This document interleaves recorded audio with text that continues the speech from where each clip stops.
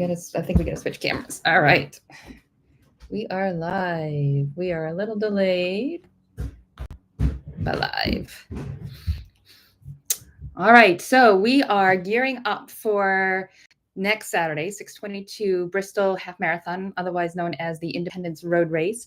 And we're gonna be here probably 20 minutes, half an hour or so, just to talk questions, any questions that you might have on the race. We'll go through some of the FAQs that we tend to get a lot of answers about. But if you have any specific questions, be sure to kind of pop them into the chat, and we will answer them live. Very personal, so whatever you may need, we are here for you. So just as a reminder, the race is next Saturday, 6/22. It starts at 6:30 in the morning, and it goes it's a 3.5 hour cutoff. Bristol gets very busy this time of year, so it is a hard cutoff. If you do need some extra time, if you need longer than 3.5 hours, you can sign up for our early start. Our early start goes off at 5:30 in the morning. We always feel like it's a little bit better for you to have time before the race really gets going and gives you more support at the end, rather than, if you're running past the cutoff and we kind of have to, we won't sweep you, but we will ask that you move to the sidewalk. Finish line will probably start to close down. We do have to exit out of Independence Park because of the concerts, and you will see all that craziness as it goes on. So as a reminder, I'm Susan. Cam. Hi. And we are going to be here to answer all your questions. So a little bit about the race. The athlete guide is up on roadraces.com. We have bib pickups in advance of the race. Cam's got some questions. Yeah, again, you kind of answered all my questions. Oh, sorry about that. Go ahead. Continue. So Cam's always prepares some questions. I don't know what the questions are, so I'm always a little afraid as to what they might be. So Thursday, bib pickup is at Roadrunner from 5 to 7, which is in Providence. Friday, we are at the Bristol Maritime Center from 3 to 7. And Bristol Maritime Center is on Thames Street in Bristol. It is an absolutely beautiful location. It's a little tricky to find. It kind of sits back a little bit. It's obviously on the water. It's where the Bristol Harbor Master is. But we will have signs out front. It is on Thames Street. And you can pick up your bib on Saturday morning before the race. We always recommend picking up early. You do not need to reserve race day bib pickup. But if you are going to pick up that morning, we suggest you arrive very early. I always recommend at least an hour before the race starts, because we never know how many people are going to show up on race morning to pick up. And we will have plenty of people, but we just like to make sure we can get everyone. We'll start on time, so we want to make sure we can get you checked in. Yeah. So what questions do you have? So if you guys have questions as you go, please leave in the comments. We'll answer them. We got them pulled up right there next to our little viewpoint. So how many people are we expecting this year? About 1,000, I think. Yeah, between 900 and 1,000 people. So races has grown about 100 people more from last year. So we are excited to have that many people. Yeah. Yeah. What would you say is a good time for arrival for some of our runners? Sure. So what I will say is Bristol hosts concerts every night for 2 weeks, and they host over 1,000 people at these concerts, right? So there is plenty of parking in downtown Bristol, but the earlier you arrive, the closer you can park to the race start and finish. The later you arrive, the farther away you're going to park. So all the parking is on like the side streets. There is public parking. Gutierrez is a good spot. Gutierrez School, which they call the school with a view. Hope Street has parking. All the side streets have parking. But as the people arrive, the race parking gets further out. So again, personally, I never show up to a race. I always plan 60 to 90 minutes before the race starts. Okay. If you pick up your bib early, like you just have to run to the start line. You don't have to worry about checking in. We kind of discussed parking. Anything else on parking? Just be aware of no parking signs. That's all I'll ask. There is plenty, but and they'll tow. And they will tow, yeah. Yes. All right. So if you do park on Thames Street, like on the race course, you probably will be a little delayed in getting out. So we don't recommend parking on Thames Street. Yeah. That's Sip and Dip right there too. Yeah. Don't park at Sip and Dip. So I kind of wanted you to talk a little bit about the 4th of July festivities for maybe someone who doesn't really know. Sure. I looked into it a little bit. The concerts start Friday, the 21st. So if you want a little something to do the night before, that will definitely be fun. The first night of the concert is always one of the biggest. They have not released the musicians yet, as far as I know. But once that comes out, it'll be good to see who's performing Friday night and even Saturday night.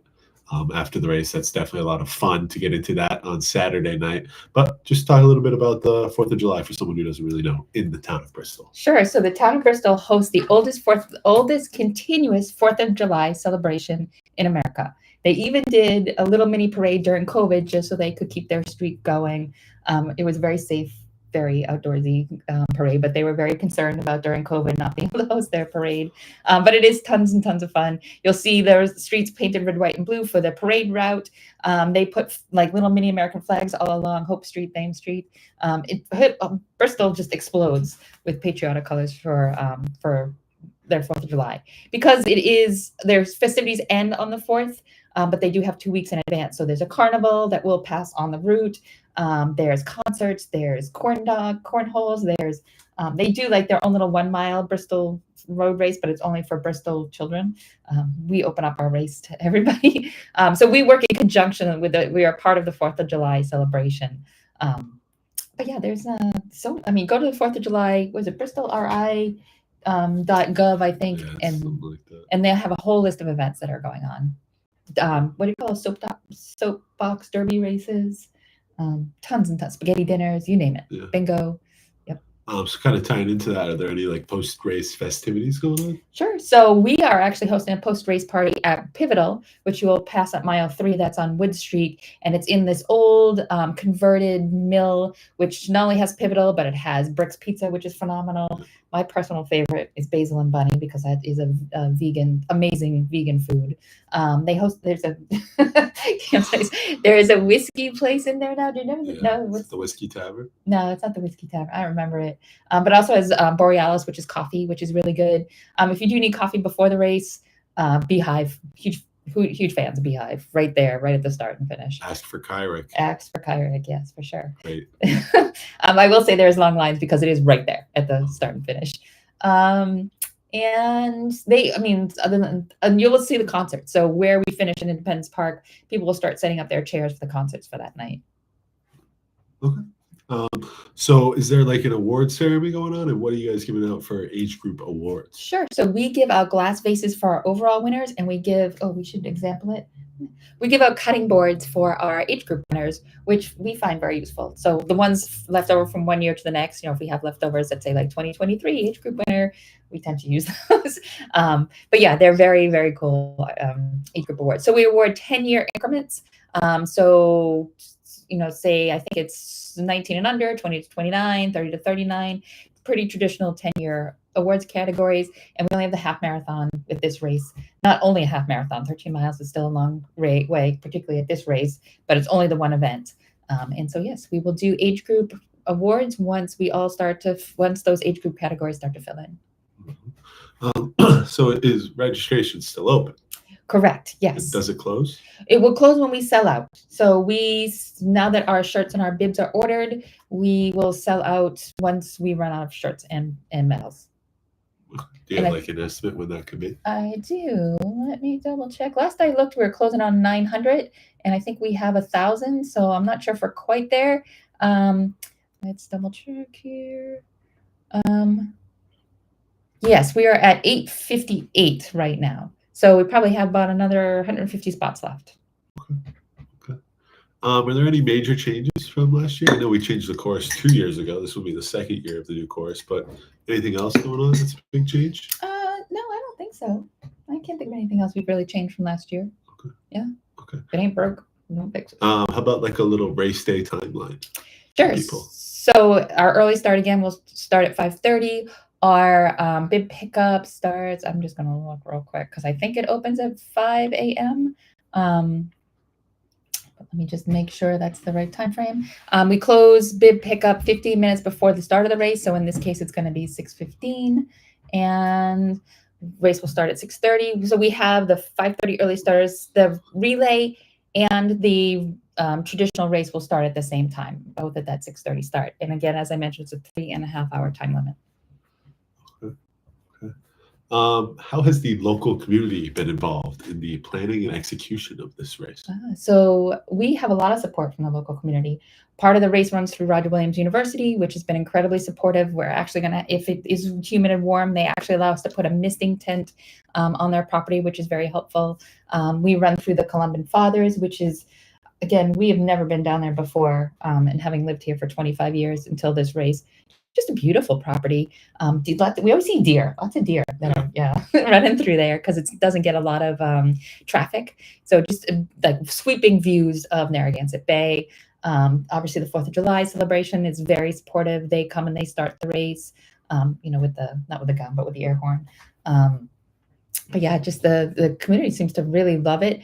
I mean, I think a lot of it they like because we're off the roads pretty early, so we don't impact anybody too badly.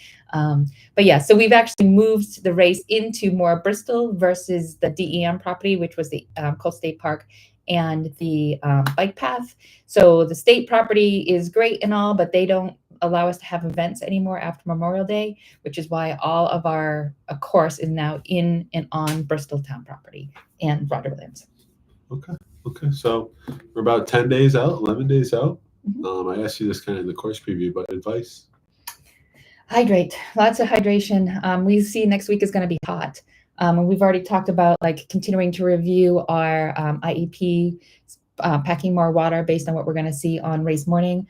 But you want to hydrate with electrolytes, not just water, and don't just hydrate race morning. Start hydrating Tuesday, Wednesday, Thursday, and make sure you are you're safe and you're healthy during the event. We will all be out there. We have Bristol Fire that's going to be out on roving gators. There will be plenty of, and Bristol is very used to dealing with heat with the parade, so they're well equipped for heat exhaustion, things like that. But as a runner, it does take some personal responsibility to make sure that you're eating correctly, you're hydrating correctly. Be aware of your limits. We can provide as much water as we need, but you have to be cognizant of your body and what your body is telling you. So just make sure that you are healthy going into the race and you're listening to your body if it does start to get hot and humid. Good advice. Kimberly chiming in. Will the course be well marked, especially at Roger Williams and Columbian Fathers? Not Columbian, but Columban. Columban. Listen and I. Yes, so we mark the course in 3 ways. So we mark the course with duct tape arrows that are going to be on the ground. We mark the course with directional signs, which will also have arrows on them, and then we have cones on the course. Through the shell path through Roger Williams, what we use is like we gotta get the cross country flags. We keep forgetting.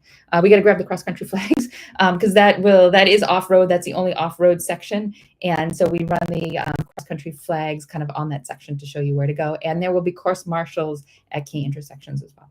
Yes. Definitely will be well marked. It's Cam's job, so. But I mean, that's the only questions that I had. Okay. Not sure if we want to wait another minute if anyone has questions on the other side. Sure. What do you think? What is your advice for someone running this race? It's hard for me because I haven't ran a half marathon before, but hydration is probably key. You've run plenty of races and you've run these roads plenty of times. You just haven't strung it all together into 13.1 miles. Yes. It's going to be hilly. It's going to be hot. So hydrate, make sure you're ready to roll, make sure you're comfortable. Hopefully your training was well. Yeah. And so we have aid stations at every 2 miles. They'll have water, they'll have electrolytes, they'll have goo, bananas, I think. Definitely bananas. Again, there's that misting tent will be at just before mile 8, I believe. Just before mile 8. And then at the finish, we'll have like rags in a bucket if you need to cool down. We'll have Bristol they have misting fans as well for the concerts. They'll bring that. Wear light clothes, wear sunscreen if the sun's going to be out. Ideally, we have cloud cover. Ideally, we have a little bit of mist in the weather, which would be preferable. But, be cognizant of what you're wearing.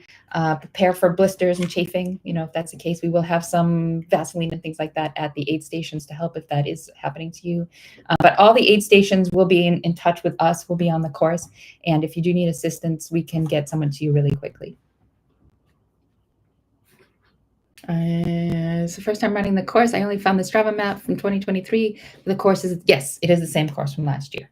Yep. So what will happen is we start at Independence Park, we start actually on Thames Street. We run north from Thames to Hope. We take a right onto Chestnut. You run up the hill to Chestnut. You'll pass Mount High School. And we go right and we go down Sherry, Perry. And then what you do is you're kind of crisscrossing downtown the parade route, Hope Street, Wood Street. And we're running south into the Bristol Peninsula. And then we'll kind of come up, once we kind of weave through the parade route, we come up, we cross Menacom, and then you are kind of going to go into Roger Williams just after miles, right around mile 7.5. We're in Roger Williams for about 1.5 miles, I think. So you kind of, and that's, again, the only part that is off-road now. It's on a shell path. It's absolutely, absolutely gorgeous running on this. You just get this incredible view of the Mount Hope Bridge. Lots of history out there, the seat of Metacomet. Just a gorgeous location. You kind of come out of Roger Williams and you're on Old Ferry Road and you run underneath the Mount Hope Bridge, which is, again, stunning view, lighthouse right there, just beautiful. Then I think the hardest part of the course is you're going to kind of come up Old Ferry Road. You're going to cross, and there's a police officer there that will cross you at Ferry Road. You're going to go down towards Monkey Wrench. You do a loop from Monkey Wrench, and then again, which is really the last significant hill coming out there. And then you're going to run through Columban Fathers, which has a little bit of a hill, but not much. But again, more sweeping views of the coast. Then you're back on Ferry Road. Ferry Road will turn into Hope Street. You're back on the parade route, very flat that last 2 miles back downtown. You pass the America's Cup Museum. You'll see the sailboat that's right there. Take a left onto Constitution, which will dead end right into Thames Street, and then you're all the way back to Independence Park with a finish right there at the water. Yeah. Alrighty. All right. Yeah. So, anything else? I don't think so. We sent out an email earlier today with the athlete guide. Just a reminder that Wednesday, a week from today at 6 o'clock is the deadline for deferrals. Once Wednesday come, mostly we're out of the office, so we can't answer any more emails.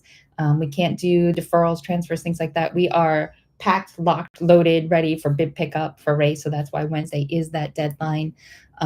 So if you do have any deferrals or transfers you want to do them before Wednesday. And again, once Wednesday happens, we can't answer emails as quickly as we would like to. So any questions that you have in the meantime, feel free to send them along if we didn't cover anything today, and we will answer them as quickly as possible. We are here to assist. We are welcoming you to Bristol. It's a beautiful town. We're very happy to be a part of this community, and we are looking forward to greeting everybody on next Saturday. Yeah. Be sure to wear your red, white, and blue. Yes. Yeah, very much so. Much needed. Yeah, that's how you get in all our marketing pictures, if you wear a lot of red, white, and blue. But yes, we will see you guys next week, and good luck with the remainder of your taper, I guess. Thank you for tuning in. All right, bye-bye.